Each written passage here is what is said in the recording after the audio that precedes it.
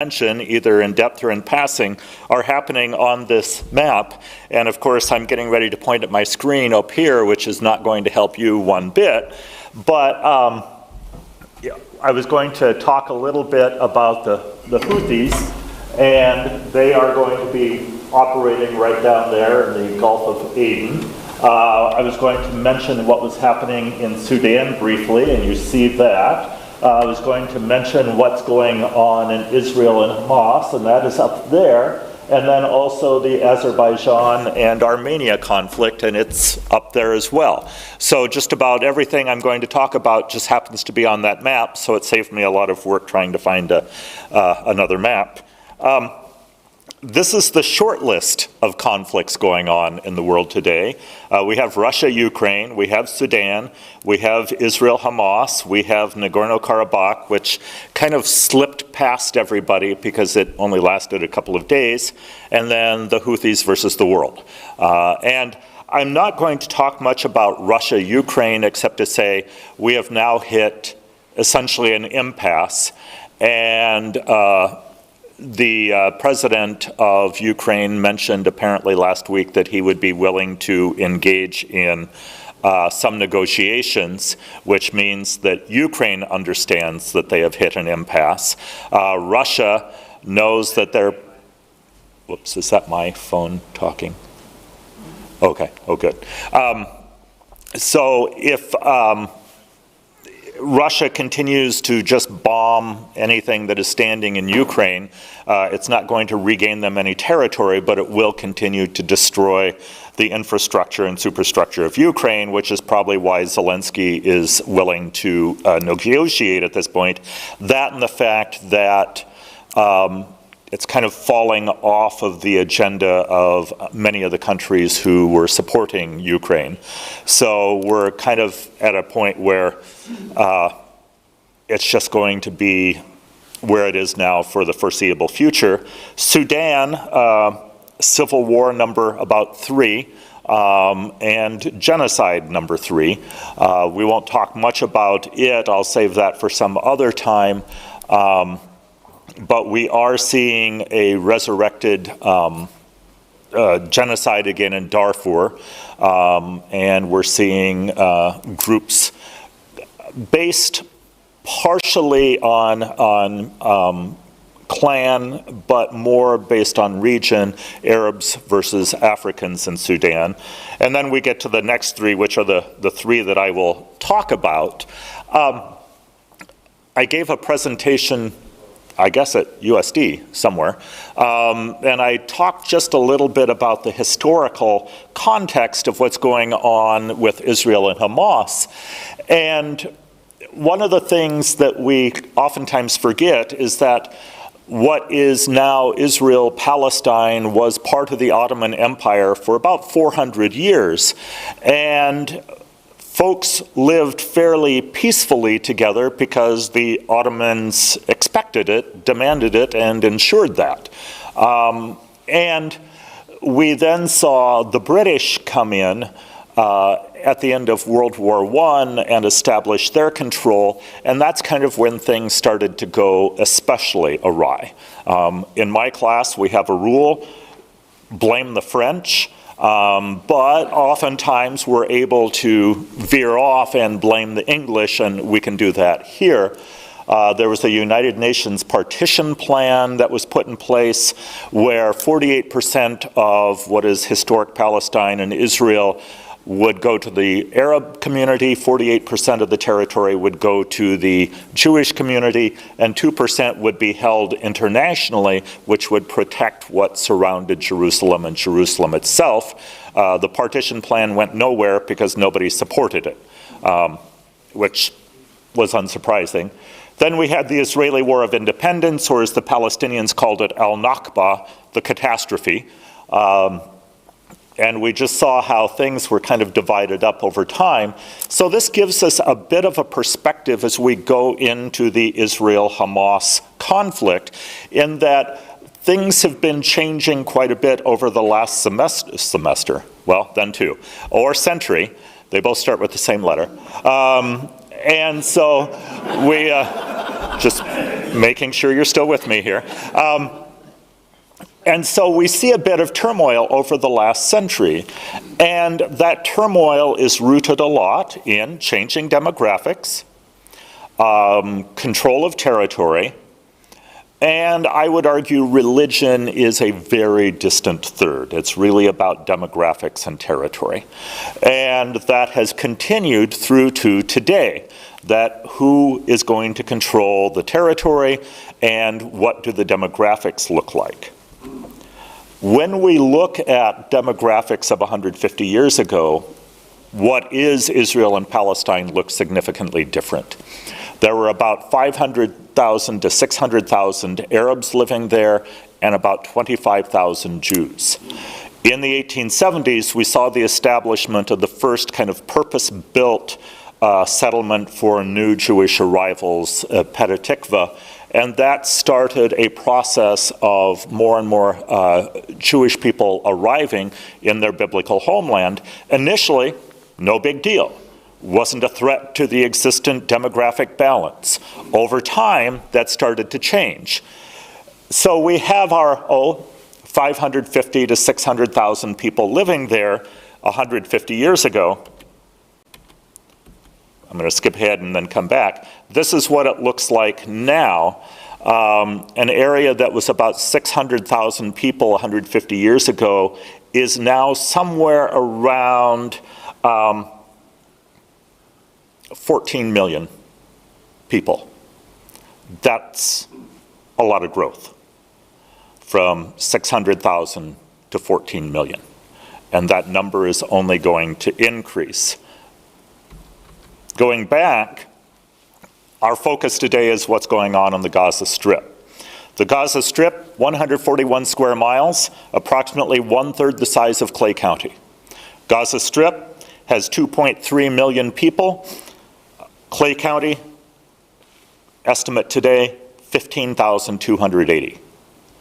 If we were to put the same population density in Clay County, we would have to have over 7 million people living in Clay County. And so population density in Gaza matters because it is an area, for the most part, without infrastructure, without superstructure, with an incredibly high unemployment rate and a poverty rate that is well over 50%. One of the things that I talk about in my classes is what gives rise to extremism. Political oppression, high rates of poverty and exclusion, and lack of opportunity. And so this is what has given rise to extremism in Gaza. Who is Hamas? Hamas is a rather extreme wing of the old Muslim Brotherhood. Where did Hamas come from? It was created in the 1980s by a guy by the name of Sheikh Yassin. Who is Sheikh Yassin? He is a guy that the Israelis empowered then to control the Palestinian Liberation Organization, the PLO, and Yasser Arafat. Law of unintended consequences, a bit of blowback. The Israelis soon realized that Sheikh Yassin was not their man, and so they removed him from the scene. But by that time, Hamas had already been created.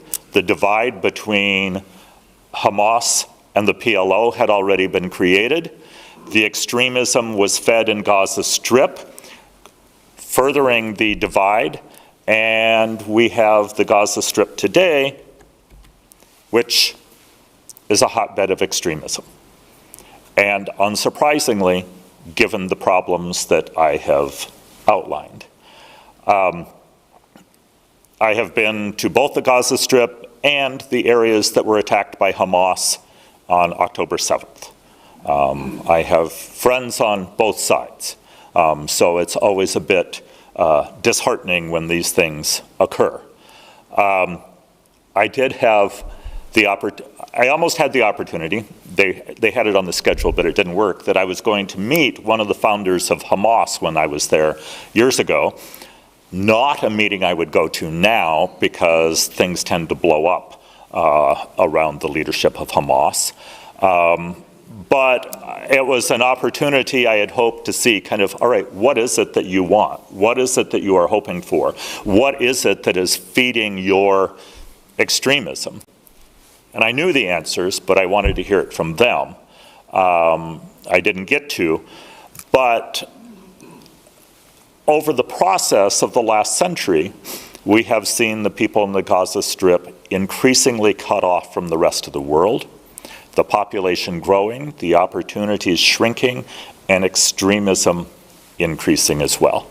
And so what happened on October 7th was only slightly surprising to me, because I expected things to blow up at some point. I did not necessarily expect everything that occurred on October 7th. The Israeli response, not a surprise at all. They have gone in with the expectation to eliminate Hamas. They are not going to. Hamas will live to fight another day, and in 20 years, its membership will be back to what it is now. And we can expect another generational catastrophe in 20 years or less, because we're not addressing the underlying issues, and that is what Gaza Strip looks like. And right now it looks even worse. Just give you something to look at there, and then I'll come back. One of the times that I was in southern Israel, we visited areas that had come under attack by Hamas, Islamic Jihad, and a couple of other groups. These are the rockets that those groups fired. At that point, those rockets were, as far as explosives were concerned, fairly innocuous. The bigger danger was being hit by falling metal.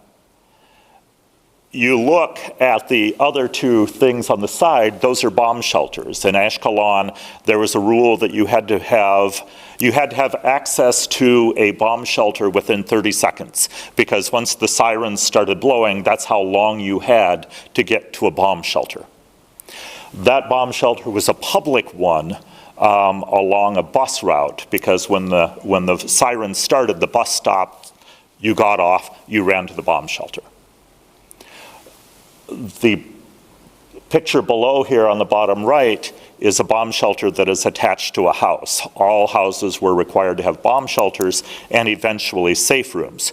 Well, one of the things we learned on October 7th is that safe rooms might be good for protecting you from falling debris. Some of them might be capable of protecting you from chemical weapons. They will not protect you from people attacking. And so this is what we saw in Ashkelon, and these are the issues that the Israelis confronted in southern Israel. And so as you look at what both sides have to face, it's not surprising to see the more radical elements of both sides gaining power, gaining authority, gaining the upper hand, which is why I also expect things to simply occur over the over the next 20 years. So that was a bit about Hamas.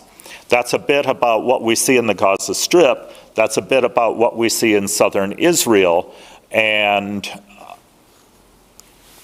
nothing gives me any bit of optimism or hope for the future. Sadly, my optimism and hope dissipated about 20 years ago. And so when we look at the Israeli-Hamas conflict, the bigger question is, what happens with Israel and the rest of the Palestinians? What happens with the Palestine Authority? It is corrupt, it is ineffective, it is unpopular, it is irrelevant. So what replaces it? We don't know. In the West Bank, along with a corrupt, ineffective, inefficient, unpopular Palestine Authority, we also have Israeli settlers. And those Israeli settlers are now seeing this as an opportunity to make their move against the Palestinians who live there, and to expand the settlements and to push for annexation, which will cause further conflict. So I would not plan my vacation in that area anytime soon. As an aside, Syria claims that they are open for tourism whenever you want to visit. I might hold off there too. I mentioned the issue of demographics. We talk about a population of 13 to 14 million. That is expected to hit 30 million by 2060, I think. Well, that can only be a harbinger of great things to come. So I would expect things to get worse. We see an increase in the number of Israeli settlers in the West Bank and East Jerusalem who are starting to pressure those 3 million Palestinians who are living in the West Bank.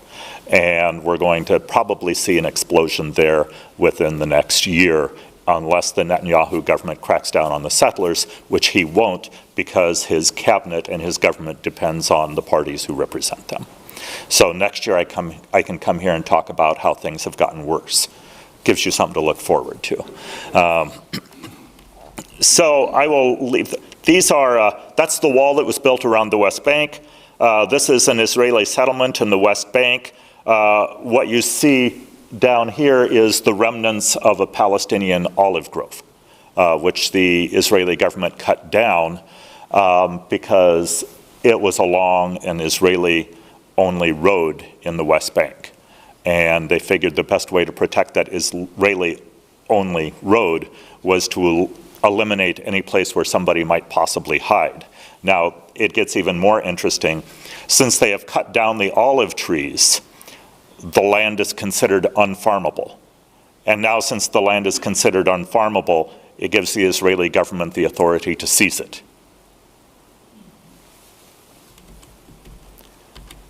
Now, onward. Azerbaijan, Armenia, something that we completely missed probably a month ago, and that was the complete ethnic cleansing of Nagorno-Karabakh. When we look at Armenia and Azerbaijan, we see two Soviet republics. Armenia, primarily Christian, about 3 million people. Azerbaijan, primarily Muslim, with 10 million people. Located in Azerbaijan was this Armenian enclave. Over the last 10 years, the population has been shrinking from 150,000 to 120,000 Armenians to now probably fewer than 20,000, because with the latest military move by Azerbaijan, they forced most of the Armenians to leave. So Nagorno-Karabakh has been effectively ethnically cleansed. Within Armenia, there is an Azerbaijani enclave called, there's a letter missing there, but I'm not sure where. Nakhchivan, don't tell my wife that I missed that, with about 481,000 people. You can see Nagorno-Karabakh, you can erase Nagorno-Karabakh. It, for all intents and purposes, no longer exists. There is, down there in kind of the bottom left of the big map, that's the Azerbaijani enclave in Armenia. The question is, what happens to that? Will the Armenians decide to ethnically cleanse that to save it? No, because they don't have the authority. Well, they don't have that either. They also don't have the power.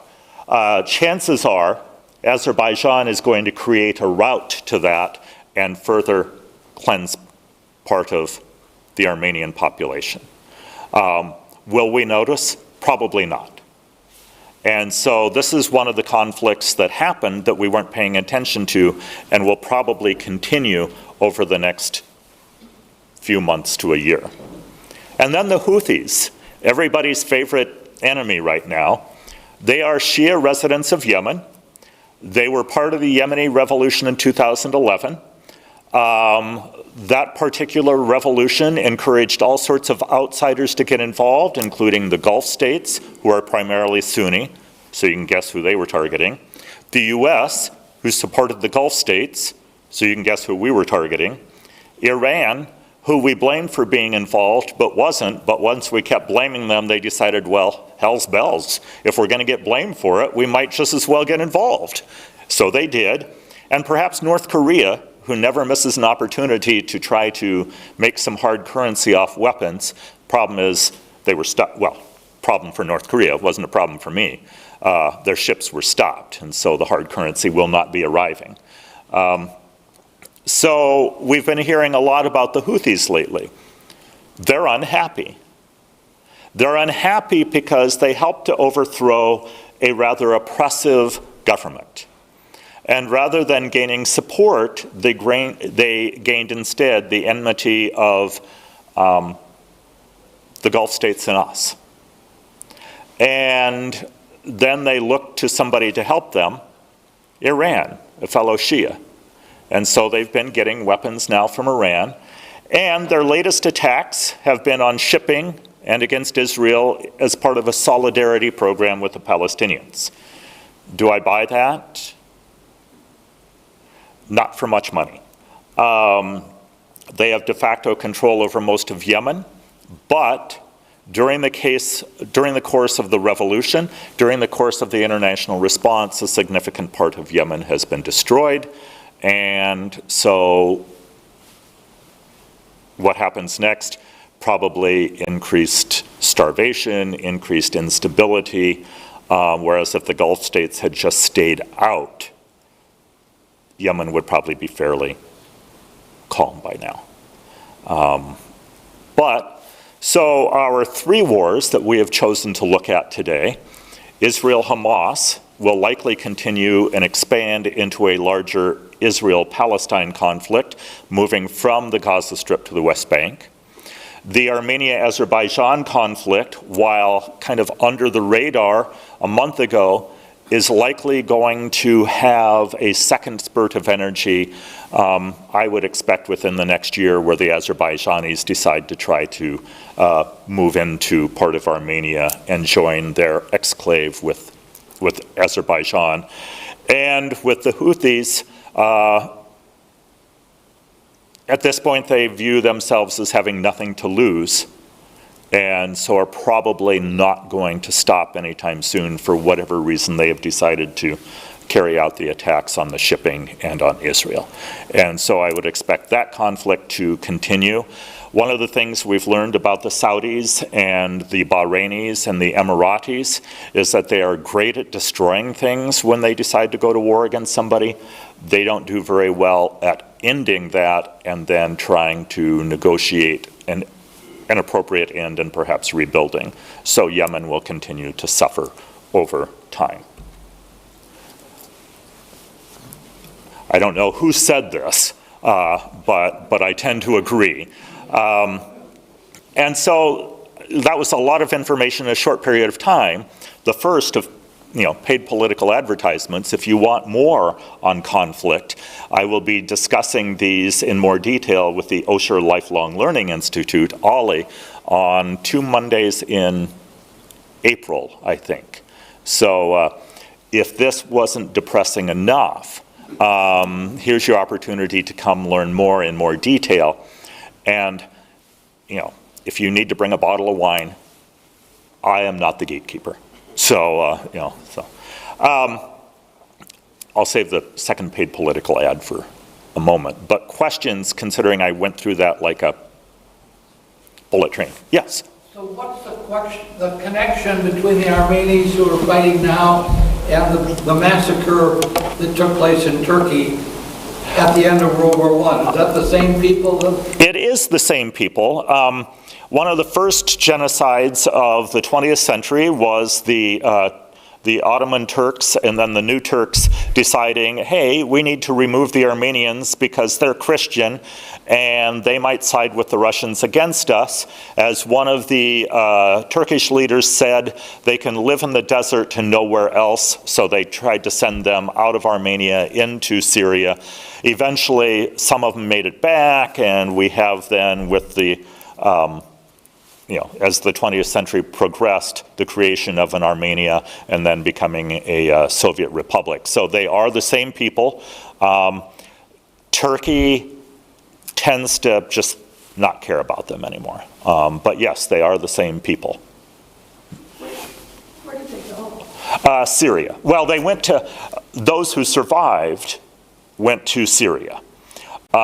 Interestingly, you can't make this stuff up. During the Syrian civil war, some of the Christians, the Armenians who were still in Syria, emigrated to Turkey, where they were welcomed by the Turkish government to kind of reclaim areas there that had been Christian during the Ottoman Empire. So it's like a circle, an ugly circle. So, yeah. I heard this morning that Iran has bombed Pakistan.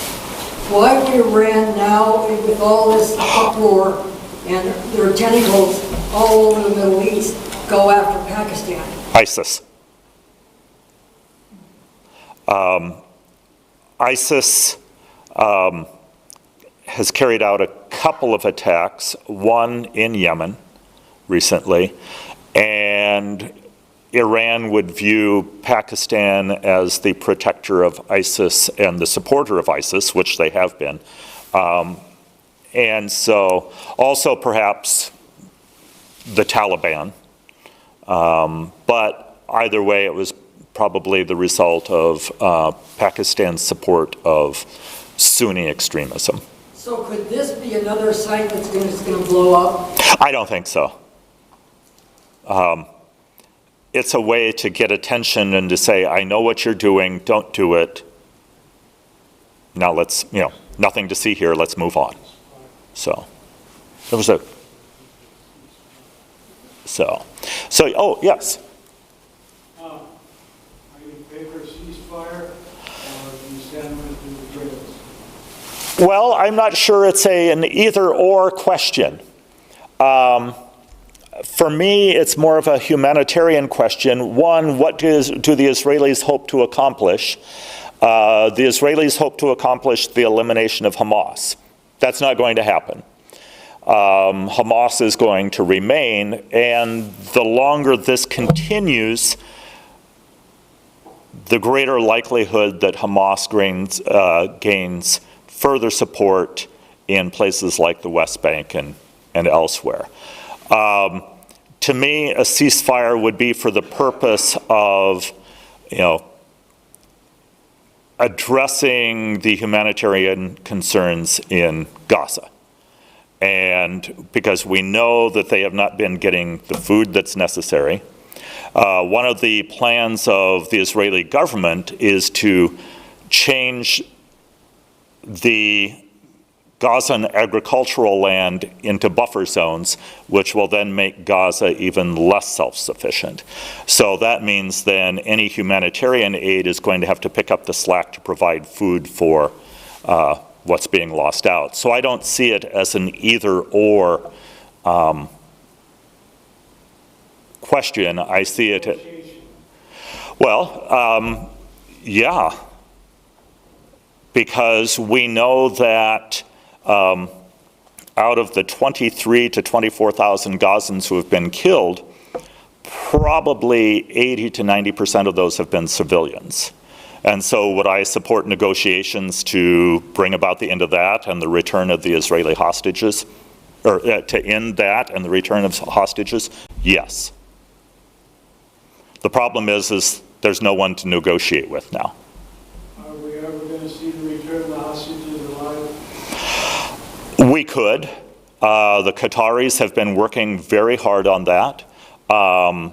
We know that some of the hostages have been released. We don't know how many more of them are still present or alive. We know some of them were killed in the bombing. We know some of them were killed by Hamas. We know some of them were killed by the Israelis. So, but with each passing day, there are probably fewer hostages to be returned. Yeah. Was there wide support by the civilians in Gaza for Hamas? Yes and no. The great political science answer. Yes, because one of the things that Hamas did was provide health care, public security, education, However, what they didn't necessarily like was the extremism, the religious orthodoxy of Hamas. Also, given the choice between Hamas and the Palestine Authority, no one was particularly happy with their choices, because the Palestine Authority is not particularly useful. Ray, one last question. If I'm an ordinary Gaza civilian, ever been in the Yeah. United States, can I leave? No. Even if I could prove that I'm not a terrorist, etc.? No, Gazans aren't allowed to leave Gaza. Israelis won't let them out, and Egyptians won't let them out, and then the Israelis have pressured the Egyptians not to let them out.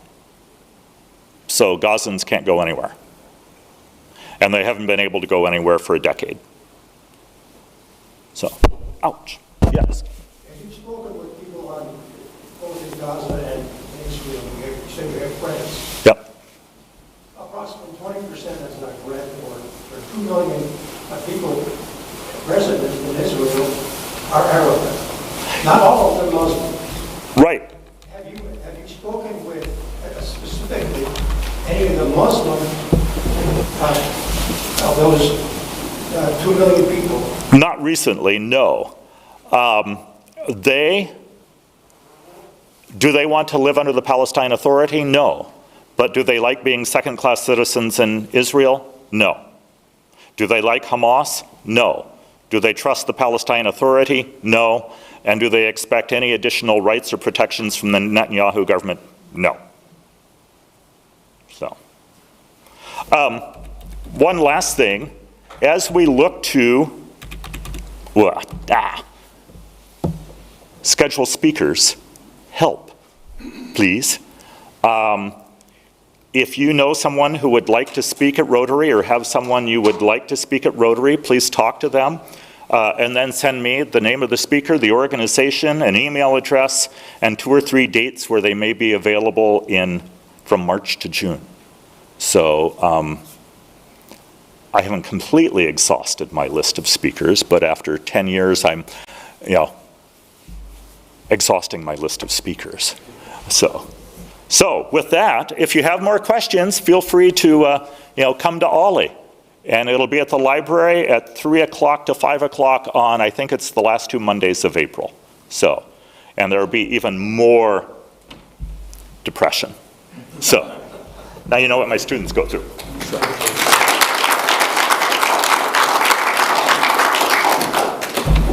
Well, that's disturbing news and depressing news, like you said, but it's stuff it's important that we know what's going on. So thank you.